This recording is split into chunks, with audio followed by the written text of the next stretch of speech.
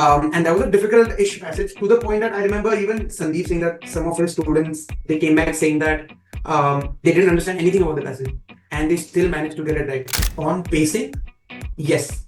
Once I started doing timed sections and I started giving mocks, pacing was an issue. I think sometimes I've sent doubts at 2 p.m. in the night and thinking, oh, kal subah tak aa jayega. And then the next morning I see I was replied in like 10 minutes. So I was wondering, are people working around the clock over here or what the situation is? But yeah, don't try to select a score for yourself is definitely what I would say. Hi, good afternoon, Mihir. Are you at work? Are you at work? Yeah, I'm at work. I'm at work. Thank you so Yeah. much for taking out that time, Mihir. Oh, And no, worry. fantastic score, yeah, GMAT Thank 735. you so much. I think Yeah. on July 3rd, it was around evening, right after you gave your GMAT, you texted me saying that Yeah. when will the official score report be sent? And I said 3 to 5 days. But hey, wait, Yeah. did you get your Yeah. score? And I think Yeah. maybe you traveled back home and then you texted me. No, so there's a reason. There's a reason. Okay, so when that score actually came, I didn't even see it for 2 seconds. मैंने बस बंद कर दिया, and assuming that I would get it later on. And then when I went out, she said, "Oh no, it's like you'll just get it on your MBA.com." Then my mind started racing. Did I see the right score? Did I just imagine it or what? So I texted you, and you said 3 to 5 days. Then I was like, okay, I need to forget about this whole thing now. But Okay. thankfully it came in the next morning. Yeah. So I didn't even tell a lot of people, like just my parents, and that's it. Right. Yeah. So, I mean, when I received that message, because I think you sent it from the time I asked a question and then you responded, it was Yeah. another few more hours. But I was Yeah. so like overjoyed because I was just talking to even the other student who got that score. Yes. That's where I said, Yeah. don't worry, you should also get your score within these many hours. Yeah. Two students Yeah. getting the same score, and we were like completely overjoyed. Look at the performance section now. When you look back, oh my God, it's 100 percentile in verbal. You Yeah. got 95th percentile in quant, data inside 94 percentile. Now, if you go and look at the, let's say the previous type, I mean the GMAT Classic Edition, it almost equates to a 770 because it's over 99.7 percentile. I think that 0.7 doesn't capture in the your percentile section, so they've marked it 100 percentile, but that is their latest report by the GMAT. So as soon as you saw this score, now that you've said the story of the first time you saw the score, you forgot about it. But when you saw the score the next day, how was your feeling, Mihir? I mean, I was super overjoyed. I think, right? I did not. Most GMAT providers, they kind of advertise themselves as, oh, so many of our students get 7+, and that's great. That's great and amazing. But that was not what I was looking for. That's why I kind of just spoke to a couple of students from top and just went for it. Yeah, I think first thing I did was check my score. I remember in the quant section, I was done with the whole thing pretty early. I think I had 10-15 minutes remaining and just one question. And it was honestly the simplest question ever. And I knew I got it wrong in the end. I just couldn't, my brain stopped working or something. And that's the only question I've gotten wrong. So I'm kind of a little fussed that even that could have been better. But yeah, that's all. I just looked at the score once and I'm like, okay, now I'm done. So Mihir, what I want to ask is, do you recall at the time when you saw the score, or immediately did you come back and just see how many mistakes would you have made, or when you saw that performance section, do you recall that segment? Yeah. So for example, in quant, right, I said I knew I just had that one wrong. I was pretty sure about it. In verbal, I was doing well. I think I had one section. It was on Earth's formation, magma, all of that. And that was a difficult-ish passage to the point that I remember even Sandeep saying that some of his students, they came back saying that they didn't understand anything about the passage and they still managed to get it right. And after I read the passage all of once, I had very little understanding, a general understanding of what's just happened. So that's when I kind of remembered, okay, it's possible that I may not understand this, but still get the questions right. So I read it again and solved all of those. So the only thing I checked is what happened in that section. Right. And thankfully, I just had one wrong over there. Just one question one in wrong in that verbal. passage. So in verbal, yeah. Yeah, and So I how was about happy. in quant and DI, how many did you see that, how many questions would you have gotten wrong overall? Just the one wrong in quant. Okay. And in Yeah, actually, I had a few wrong. I think 4 or 5 wrong actually, which is quite a high number. My sense is that if my uh, percentile came up still pretty okay because they were in the latter stage. So I think I got the first 13 or 14 right, and then just in the last 6, 7, I've gotten like 4 wrong or something like that. So my sense is that that number is kind of high. Because we try to go for 90% accuracy, right? But why I might have gotten still an acceptable percentile is because it was in the higher, more difficult ranges. And I could feel that those questions were more difficult. They were taking a lot of time also, and they were like kind of higher order. So I was fine. I thought that even if I get a couple wrong here, it's fine as long as I just keep going. Right. Yeah, So we'll come to the exam section, I think, a little later part in our conversation. We'll build to that. So before, of course, we go forward, I would like to just talk about yourself. Let me know about, where do you work and how did this GMAT and MBA, because you mentioned you've already been preparing for it. So yeah. how did this GMAT and MBA become a part of the plan, and what and who inspired you to get to this path? What essentially Right. what So, rather, yeah. right. So I graduated from NMIMS where I read economics for 3 years. And back then I had taken the GMAT in 2019 for the ISB YLP program.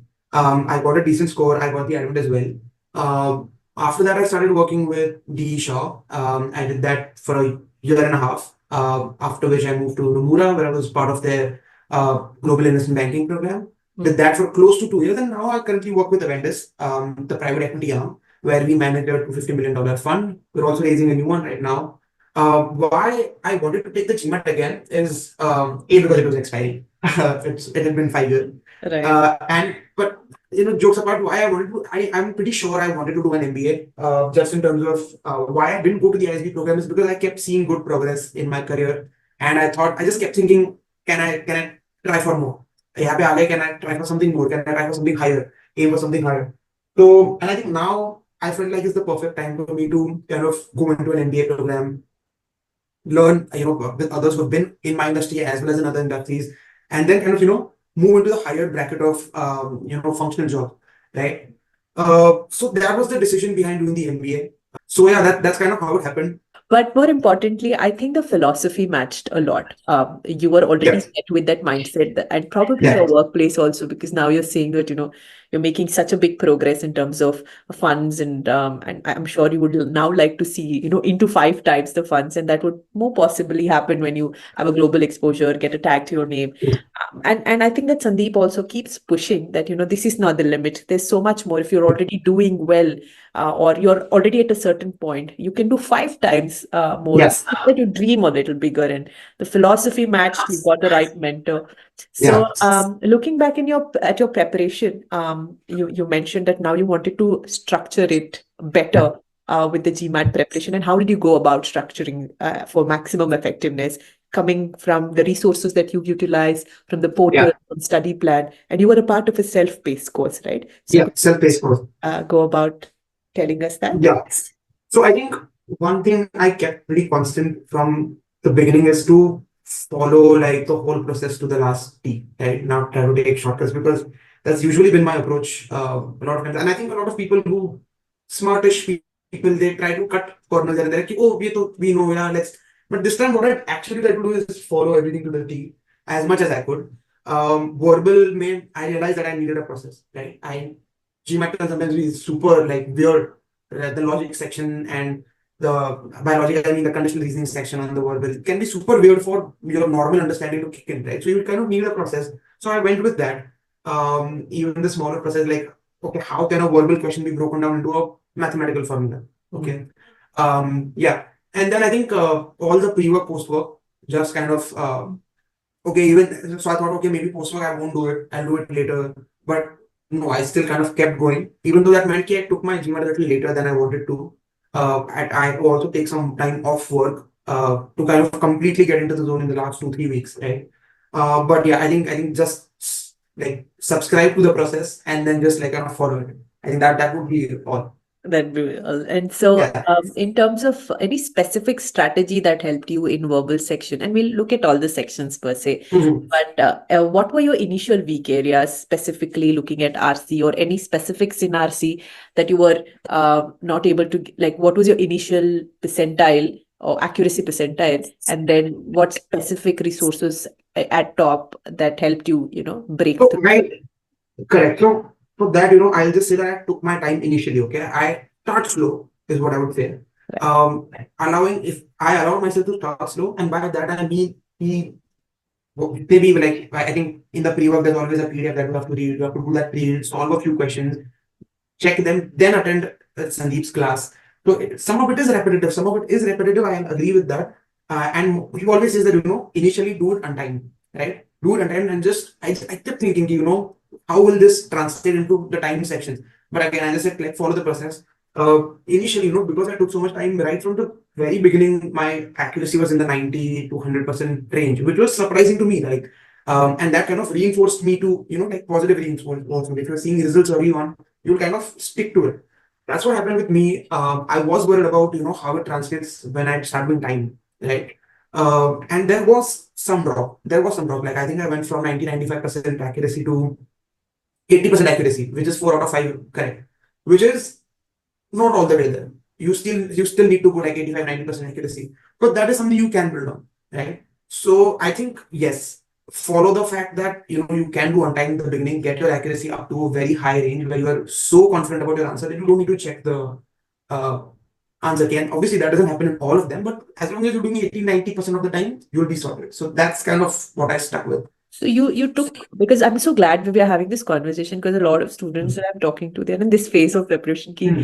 I'm not having any confidence to take time tests because of Yeah. some reason. So what is it that you tried doing to build up on the time test? Did you keep taking too many timed, sectional or the topic wise test? How did you build to take more Correct. Correct. be So comfortable around that?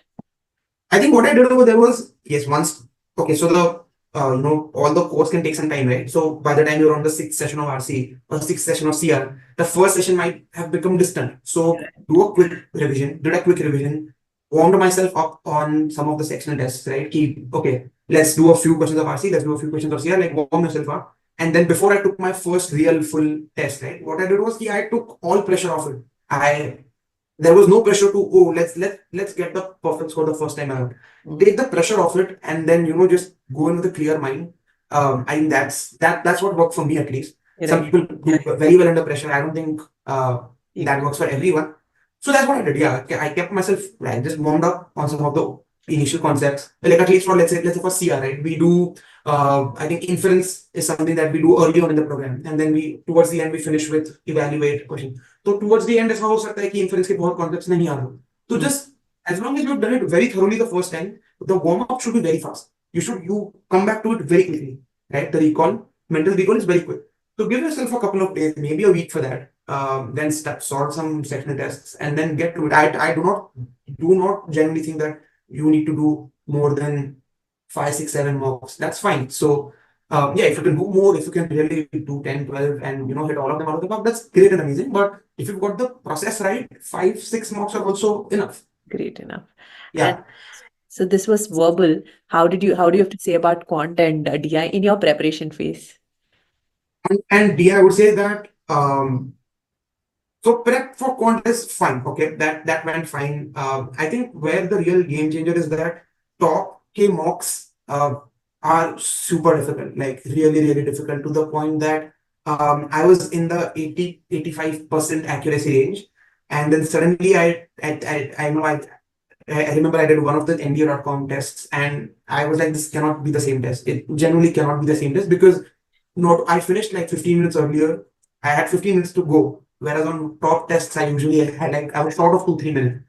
So that's when I knew that I'll be fine. I'll be fine as long as I can more or less ace the top test. I'll be okay. I remember there's in your system you will have one email from me vehemently asking that is what is this? Can someone explain? Because I had 100-point difference in Right. the GMAT.com test and MBA.com test and the top one. So, and I was trying to live with that as long as I knew that, oh, this is actually genuinely that much more difficult. And then they said, yeah, it is testing you in the top Difficult, and 1% even the range. scoring also is that you get Yeah. an answer wrong, you're really getting a minimum marks. We Yeah. don't have anywhere set to somewhere very closer as per the official GMAT. They Yeah. have a certain Yeah. scoring for every even the wrong answers, right? Ours is Yeah. like And I remember the set key. Prepare for the worst, right? Prepare for the absolute worst, and then everything else is a bonus. So I was like, yeah, I can do that. That I can live with that. So the idea of even the mocks, when our faculty and Sandeep sir both came together and prepared this mock, we wanted that every student feels that on the test day, it's exactly the same. Yes. UI, UX experience, text, font size, everything is taken Yeah. care of. And I'm so happy that, Oh, that's something I would like to point out because the interface is the same. Like it's the exact same. I don't know how you guys have managed to get the color and the everything the same way, but it's actually the same. It's like it's nothing that I hadn't seen before on the I test mean, this day. was the That thought that process yeah. from the faculty itself that the student should not have any difference. And so I think Yes. that made a big difference in all the students who are getting, including you, the score. So Yeah, yes. in your preparation, again, before we head to the GMAT exam, आपका like personal, professional या GMAT level पे any roadblocks was there that took a time off from your preparation? You did mention it took a little longer than you anticipated that you'd give the GMAT exam, and how did you overcome that? How when there was a gap, Yeah. was there any gap at all? Yeah, there was. Especially, I think I said this before as well on the verbal part. You try to come in with a lot of logic and you of your own real world logic, real world common senses, real world cause effect relationships, and you kind of have to lose them all. Because I think it's like something Sandeep likes to say that if the GMAT says the sun rises from the west, then you have to run with that. So kind of that I think from day one you have to drop notions of and there's no point arguing, right? I kind of used to be the person who I would argue the once before when I taken the GMAT. Oh no, I think this is right, and oh no, this answers even though you're saying it's right, it just sounds ridiculous. And I think there's something once Sandeep said, it doesn't matter what you think. What do you want to do? Do you want to argue with me over here, or do you want to? And this was one of the live recordings that I was listening to. But do you want to argue with me, or do you want to go to the? Do you want to go to an MBA? So yeah, I mean, I think that is one of the common roadblocks people have. And the earlier you can just share that notion, I think it's just better for you. Right. Yeah, And but yeah. overall, because then it's been quite some time since you started, but kahin pe any gap was there in did you take a break somewhere kahin pe because of work or because any other reason? Yeah. So I mean, I was not able to do 3 hours a day, okay, because just the way my day is, sometimes I work out with everything else. But so that's why I was a little stressed because that is something the program has kind of focus on a lot. You have to do it.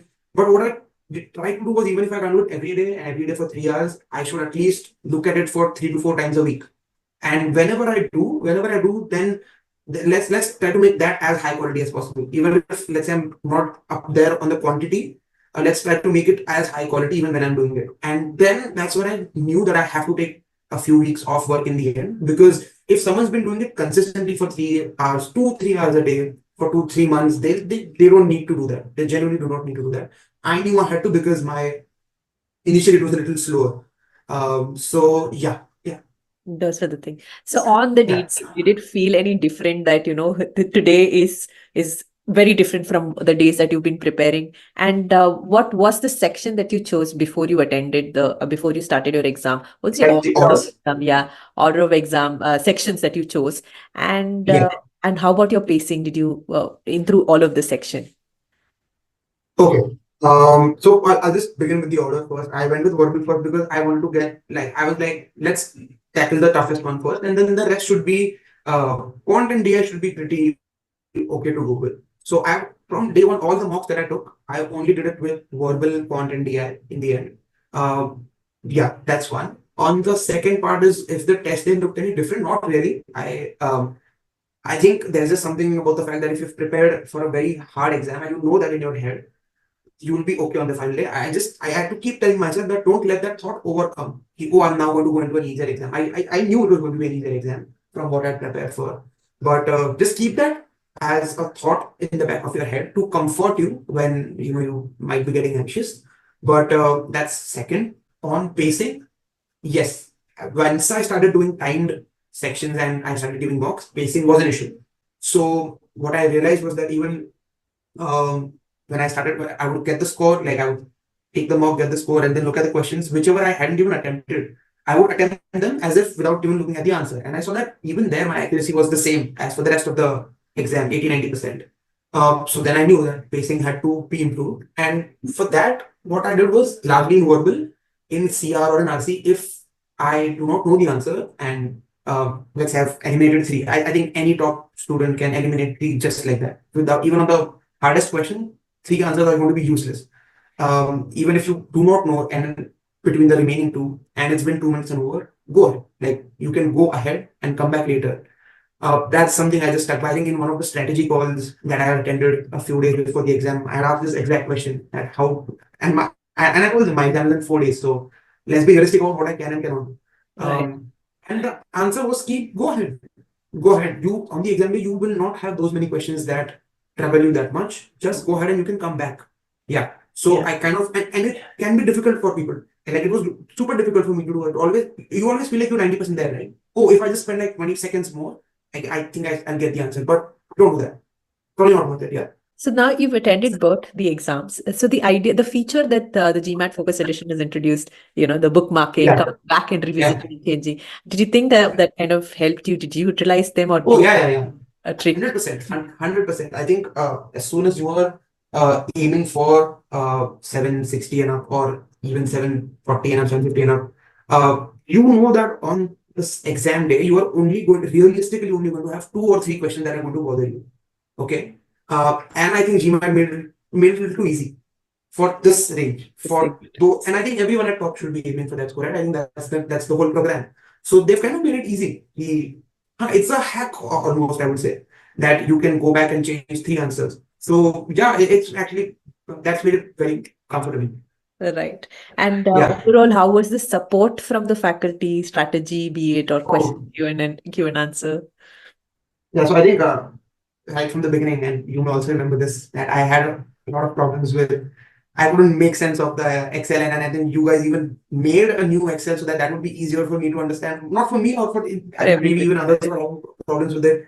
And I know I was being irritating. So that was no, there was a lot of help there. Even on the doubts, I thought, and I just know that the top has a lot of students. Okay, so it's a natural thought for any student, ki will my doubt be addressed or whatever. But I think sometimes I've sent outs at 2, 3 a.m. in the night and thinking, oh, kal subah tak aa jayega. And then the next morning I see I was replied in like 10 minutes. So I was wondering, are people working around the clock over here or what the situation is? So on the doubts, on everything that's, no, I would say pretty on point. Even the strategy calls, they make sure that they don't do more than 10, 15. I don't think I attended two or three of them. There were never more than 10, 12 students. Sometimes even 5, 6. So that's great. I mean, yeah, that's all one could ask for in terms of support. Yeah. So happy to know all of these things. We are only just improving and making sure that we have scores like you. So what is your Yeah. advice to the students who are watching, who may be watching this video, who probably may be starting right now or maybe starting Yeah. maybe to the end of their preparation? What are the few do's and don'ts in through their preparation that you would like to suggest? Now that you've gone through all of it. So Yeah. I think most of all the lessons that I would have wanted to give, I've covered already. One that I haven't is that don't try to kind of self-select a score for yourself. It does not matter like kind of where you came from and people kind of try to compartmentalize their own self into, let's say you have always been an 80% scorer in high school and college, then I kind of should get around 80 percentile or something like that. Do not try to do that. GMAT is literally, I think, your one chance to cancel out any negative performances you've had previously.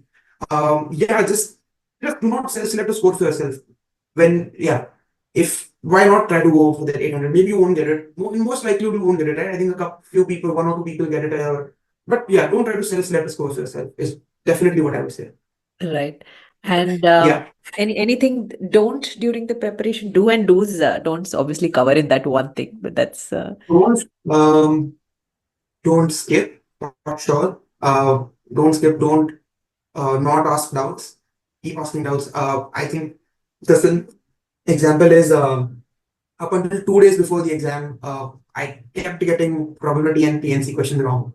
I just kept getting, and when you combine those with overlapping sets, there's that one particular question type that I just kept getting wrong. And at one point I thought, and at one point I knew this probably wasn't going to come on the exam anyway. Okay.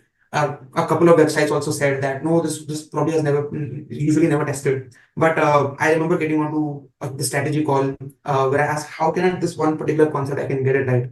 Um, and the instructor helped me go through this again, do this, and that question actually came on the exam. It did. And now the way I think about it is, if I got it right, if I hadn't, then who's to say this would have dropped by 10 point, 20 point? You don't know. I do not know. So I think that right towards the end, keep asking questions, get concepts solved. People will have a lot of difficulty, I think, with conditional reasoning also.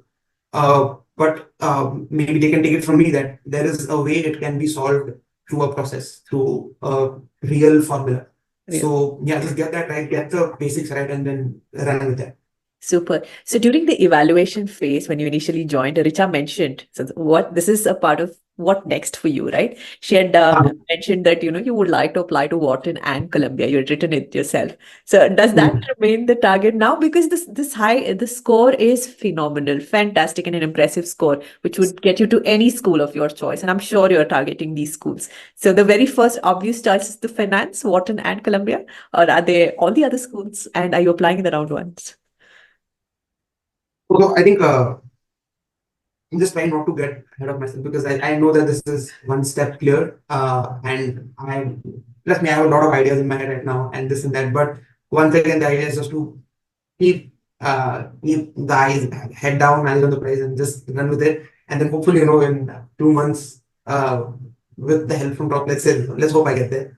Right. And yeah, Given I'll be happy to prove you. I'll be happy to prove you right. Is all I'm saying. Given the 15 minutes of conversation, I exactly knew you would be saying this, because you want to just stay low and Oh yeah. then, but I'm sure that you will crack the admit. I'm rooting for you, and we've been connected on LinkedIn as well. You have a fantastic profile. I hope you've already spoken to all three. See how it all works out. We still have so much time to get your application right, because that is the one that steers you into getting into the colleges. You're extremely smart, so you should be able to get through. We'll be celebrating once you get an admit for probably. Oh yeah. You can expect that. Yeah. As you said, I also thought that time is a little less, and it probably is. It's probably not less. It's very tight. So yeah, I have to aggressively get started with all three, and yeah. All right. So I'm so grateful and thankful that you've taken out so much time from your office time and you've connected with me today. I hope they don't see it. I hope that whoever would be watching this, they find this extremely useful, the tips. I'm so glad, because the conversation that we were leading on, this is the kind of conversation that our students, almost who started around the same time, they are going through, and this can help them relieve wherever they are stuck at.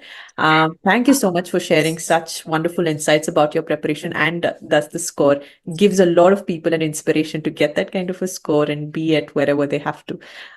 Thank you again. I wish you all the very best, Mihir. Is there anything you want to say? No, I think I've said quite a bit. But yeah, I think I just want to say thanks, and I know we'll speak soon. So we'll keep talking.